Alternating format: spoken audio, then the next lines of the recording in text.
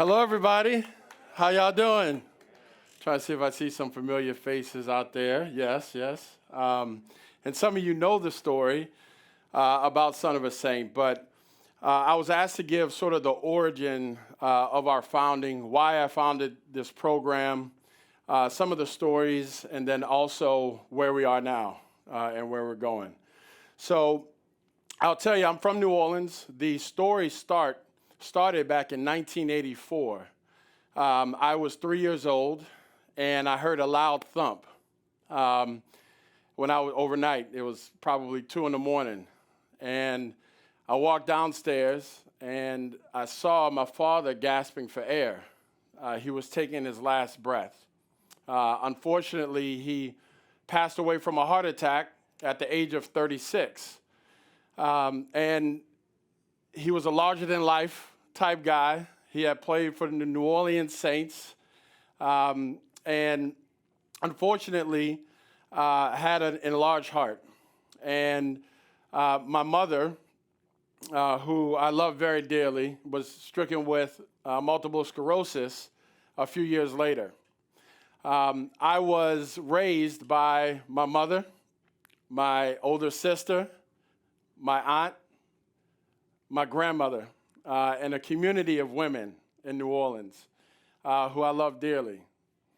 I had challenges when I was growing up, just being a male in New Orleans, specifically a black male, with challenges with anger, challenges with fitting in, low self-esteem.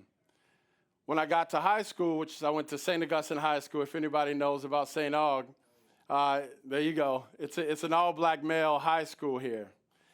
And it completely changed my life. I will say I was challenged with self-confidence early on when my freshman year I went out to play football like my father. And there was a guy named Albert Poirier, who's a good friend of mine to this day, and he played at Notre Dame in Georgia. He was like a man-child, right? So he was probably, 14, 15 years old, but he looked like he was 30, and he still looks the same way now. And so they put him as quarterback instead of me. And so my confidence was a little low. They put me at defensive back like my father. Well, first play, maybe second game in to the season, a guy caught the football on me. And I just saw him score the touchdown. He ran the entire way. I froze up, right? I went to my mom. I said, Mom, it was a tough game. This happened. She was in the crowd. She said, don't worry, son, you're all right. You don't have to go back out there, right?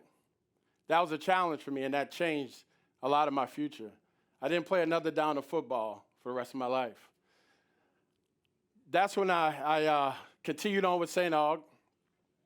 We got paddled, so it was a very disciplined school.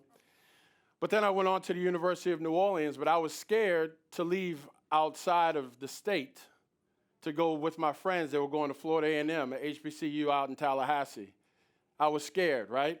I didn't think I would fit in. I didn't think, I wanted to be close to mom, right? And my sort of village that I had.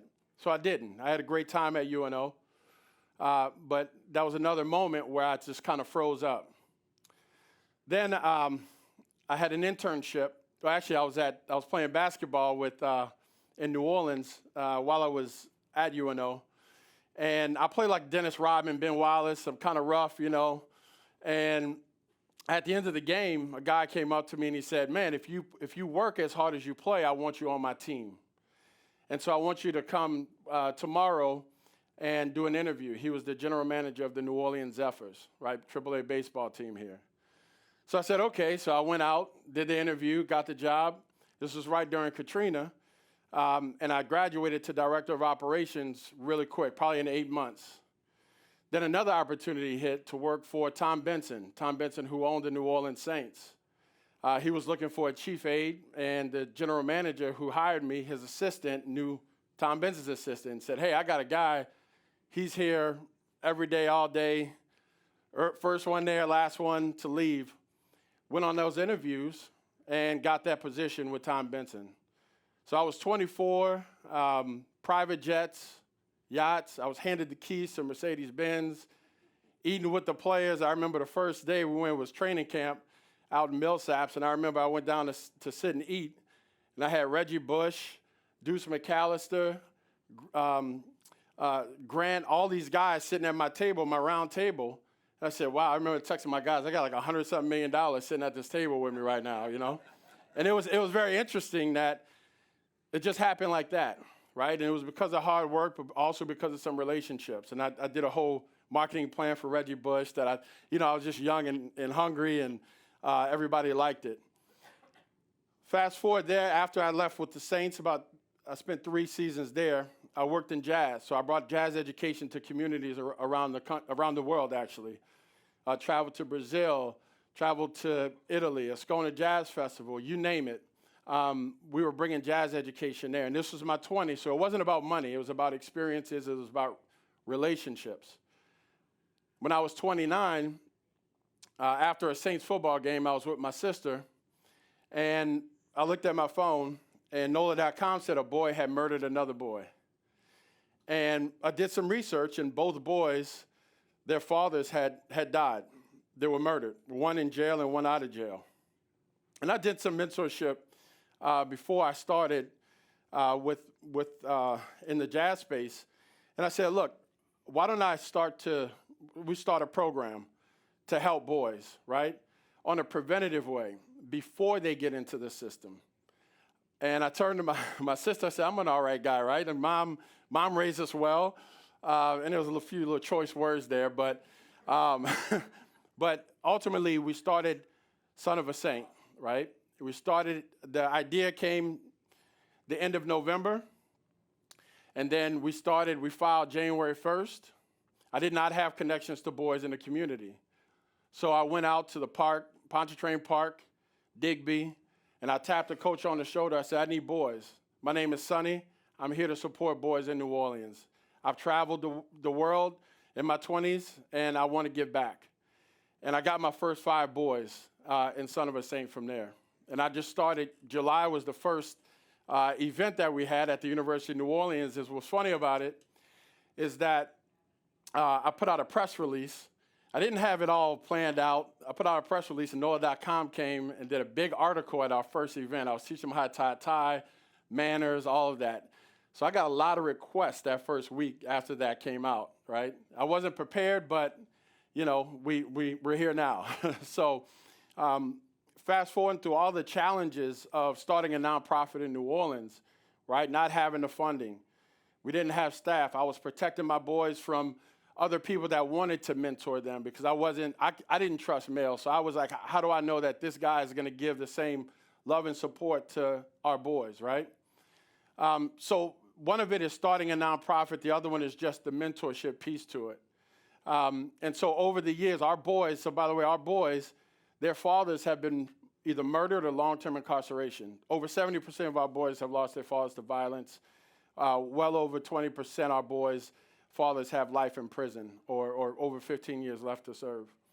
And so we had to really get this group of people together to help serve our boys. I'm glad to say right now we have no boys that are in the judicial system over 13 years. We're serving 350 boys in New Orleans, and this is year-round. Each boy has a case team. They have a case manager, a mental health specialist, and education coordinator, right? We're growing. We just did our audit today, which is great. We got a clear audit. We've raised close to $40 million over the last 13 years from $100 that I took out of my account, and I probably had 1,000 in there, right? And I always say all the time, I am tired, extremely tired of these surveys, of these articles that come out, and they say what we need to do with kids. We just need action. That's what we need. And I got tired of it because I said nothing's going to get done.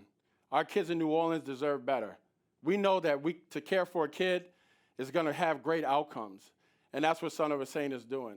And we want our community to embrace our boys that are becoming great men. And we want the community of entrepreneurs to come to New Orleans because our city is safe and because they have employees that they can hire. So my mission and my love is Son of a Saint and the boys and the moms that we support.